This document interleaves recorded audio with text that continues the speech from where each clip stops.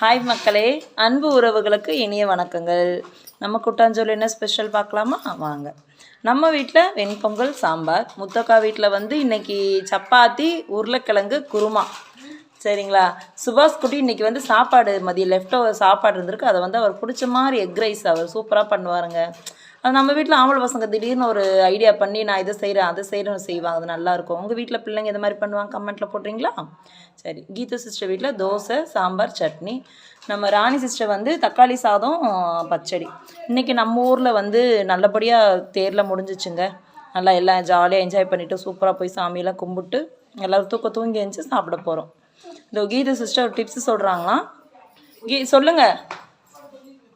தோசை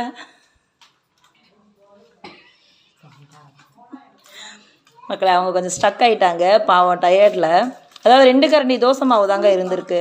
அதை வந்து கோதுமை மாவு ரவை இதெல்லாம் மிக்ஸ் பண்ணி சரி நான் அட்ஜஸ்ட் பண்ணி ஒரு 2-3 பேர் சாப்பிட்ற மாதிரி ரெடி பண்ணிக்கிட்டாங்க.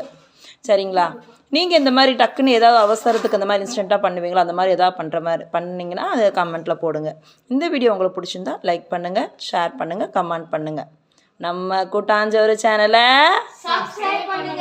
அவ்வளோதாங்க மக்களே.